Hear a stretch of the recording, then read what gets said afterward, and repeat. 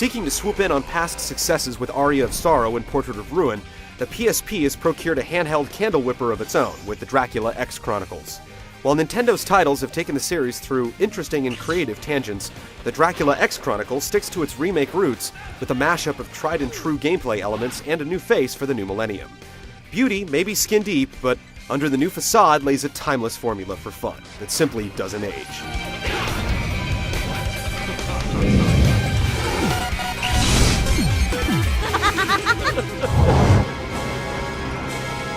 Time has passed since famed hero Simon Belmont vanquished Dracula from his keep, but after a 100-year catnap, the boisterous bloodsucker is back on the prowl. This time whisking a young maiden named Annette away to his castle for a little midnight snack. As it turns out, Annette's main squeeze is none other than Richter Belmont, and her abduction sends the whip-cracking whippersnapper racing towards Castlevania's gates for another ancestral showdown with Old Drac. While it's not quite as elegantly realized as the other musically themed Castlevania games, Rondo of Blood's story elements are still a cut above most side-scrollers, with its use of cutscenes and dialogue to punctuate the action across the levels. Dass nach 100 Jahren das Böse wieder Fleisch geworden war. Besides, you don't need too much of an impetus when it comes to whipping murderous crows out of the sky.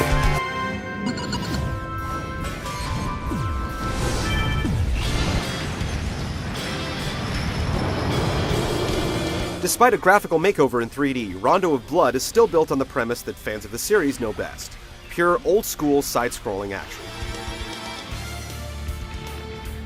In place of traversing a continuous map of Dracula's castle, progression in Rondo of Blood consists of completing a series of stages with branching paths, leading to various sublevels and detours. Ultimately, all of these branches converge towards an encounter with the quarrelsome Count himself, but deciding how to go about this tangled path is entirely up to you. Hidden within Rondo of Blood's many levels are bonuses that include unlockable music tracks, characters, and yes, games. It's no secret that the big bonus happens to be Symphony of the Night, as well as the original sprite version of Rondo of Blood, but you'll have to scrounge around the remake's various nooks and crannies to find them. Fortunately, there's also a stage select mode, so you can retread old ground without having to relive the entire ordeal over again. These secrets are hidden with great care, with some being sinister enough as to encourage you to plummet to your doom, only to find a hidden path to the next level. There's also Boss Rush mode, which pits the players in a gauntlet against all the other game's bosses in consecutive or random ordering. As with Portrait of Ruin, players can pair up cooperatively using the game's Wi-Fi connection to race against the clock for the best score. A standard run through the game can take as little as one sitting for experienced vampire hunters, but greenhorns, untrained in the ways of the whip, will find a challenge waiting for them. On top of that, plundering the game's many secrets is a hardy endeavor that's sure to take some time and explorative know-how to complete. Not to mention having to do nearly the same thing entirely over again in the unlockable original version of Rondo of Blood, and tackling a new adventure altogether in Symphony of the Night. Suffice to say, there's plenty of meat to sink your teeth into.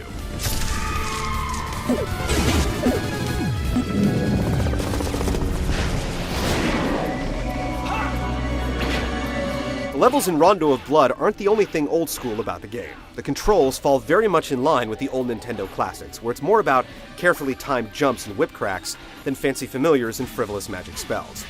As with all the Belmonts, Richter's weapons of choice are his trusty vampire killer whip and a sub-weapon powered by hearts. To spiff things up, Richter can also execute a double jump backflip and a powerful item crash that amplifies the effect of his currently equipped sub-weapon. Joining Richter in his excursion into Dracula's digs is Maria Renard, a veritable Buffy in training who calls upon magic and animals to do her bidding. Picking between Richter and Maria is more about preference than necessity, as you can opt to complete the game with either character. Doing so yields different endings and different ways to play. Richter, for one, is a slower but sturdier candidate for the job, while Maria is more of an agile, yet fragile fighter.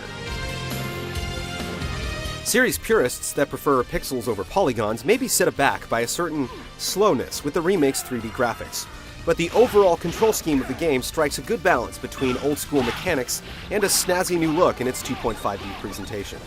In addition, the ability to switch freely between Richter and Maria adds a sense of tactile variety to keep the game from being stale.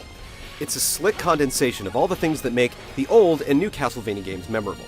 And for a 20-year-old system, it still does its job at getting the blood pumping.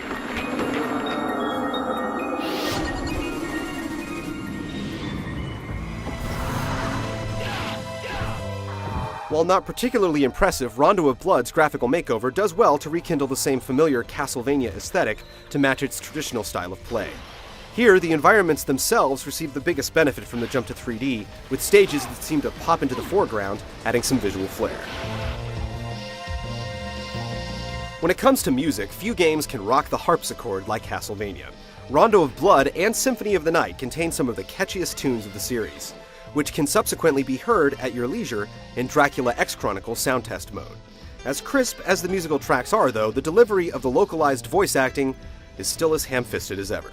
They can see it from heaven. They were killed. Oh, I'm sorry.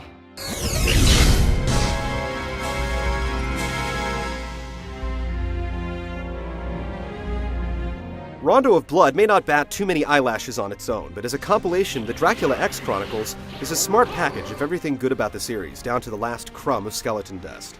With one of the best Castlevania games you've played, and one you likely haven't, the Dracula X Chronicles stands as a prime choice for any respectable side-scroller enthusiast's morgue of solid action titles.